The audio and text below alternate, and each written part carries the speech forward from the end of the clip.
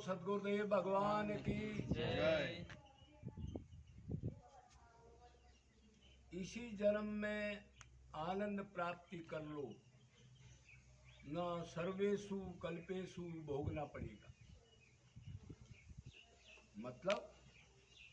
मतलब ये है कि अगर मनुष्य देह की कीमत नहीं समझोगे आप, कि कितनी मुश्किल से कैसे आपको भगवान ने दया करके और दे दिया, तो फिर लापरवाही करोगे। और ये जन्म तो सिर्फ भगवत प्राप्ति के लिए मिला है, और दूसरी योनियों में आपको विषय सेवन के लिए पहले अनंत जन्म मनुष्य के खो भी दिए। तो अगर इस चीज को ध्यान रखोगे तो आप डरोगे तो भगवान में मन लगाओगे। सर्वेषु कल्पेषु, कल्प क्या चीज है आपको कई बार बताया है। अब भाई वही बात है, 17,28,000 का क्या है सतयुग, 12,96,000 का त्रेता, त्रेता युग, 8,64,000 का द्वापर, 4,32,000 का कलयुग। 43,20,000 चारों युगों की गणना है। इसको चतुर्युगी कहते हैं। और ऐसे 43,20,000 साल 71 बार बीत जाए तो एक मनवंतर 30,67,20,000 साल। और ऐसे 14 मनवंतर बीत जाए, मतलब 14 बार 30,67,20,000 साल बीत जाए, तो उसको कल्प कहते हैं। उसको कल्प कहते हैं, सरक कहते हैं, एक ब्रह्मांड की प्रलय भी कहते हैं, और ब्रह्मा जी का एक दिन भी कहते हैं। मतलब 4,32,00,000 साल। तो वो क्या कह रहे हैं, अरे सर्वेषु कल्पेषु। कभी कभी तो इतने अपराध हो जाते हैं, अब आदमी को, ये जीव को जाके भोग योनियों में इतने दिन, और एक कल्प बताया है सर्वेषु कल्पेषु, कई बार तो सैकड़ों कल्प तक भोगना पड़ता है। क्यों? अब आप कहोगे जी मैंने तो इतने पाप कभी भी नहीं करे, मैं तो मनुष्य जन्म में कोई पाप ही नहीं किया। तो पहले ये सोचो पाप कहाँ से उठते हैं। पाप करने की, धर्म करने की मशीन कहाँ है? आप तो शरीर को मानते हो ना। अरे ये मशीन, पाप धर्म नोट मन की मशीन से होता है।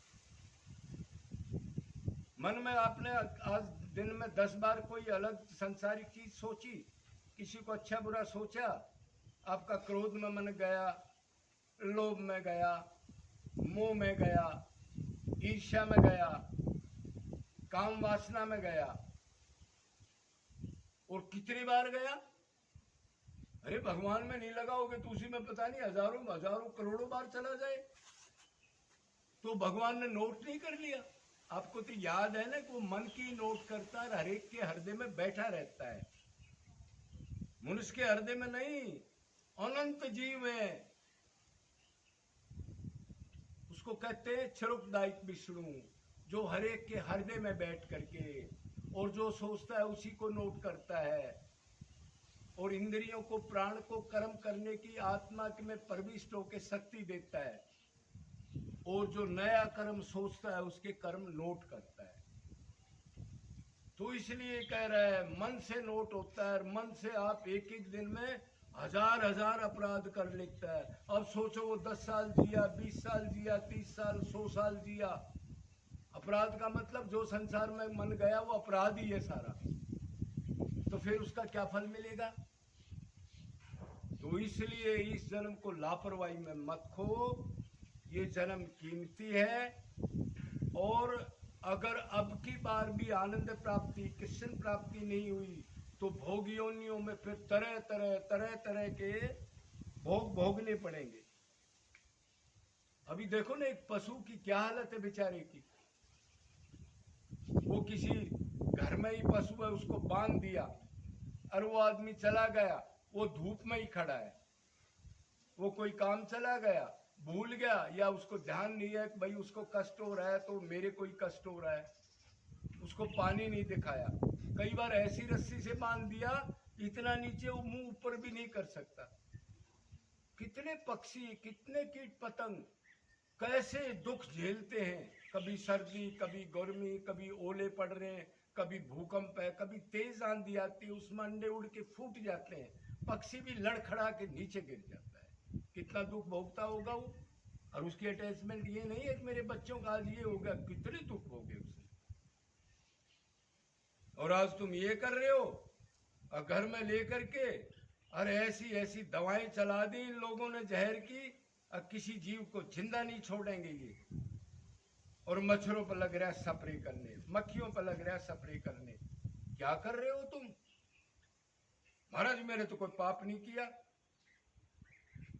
तू तो जिंदगी भर नहीं बोलेगा तूने पाप किया, क्यों? इतना अहंकार है तेरे अंदर, तू तो पाप करता ही नहीं कभी, तू तो धर्म ही करता है। तो ये भोग योनि में फिर जाना पड़ेगा। आप एक बात कहते हो, एक आदमी बेचारा खेती करता है, आप देखो उससे कितना पाप होता है, जबकि वो जान के नहीं करता, उसने खेती करनी है।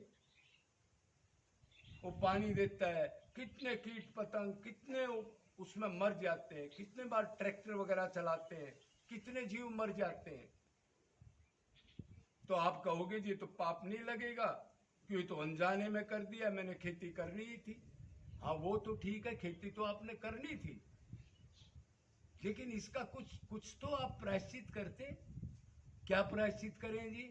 अरे जो उसमें आपका कोई 50 मन गेहूं हुए हैं, 20 मन हुए हैं, कोई चीज बोई है, तो उसको 10% जीवों को दान कर देते आप।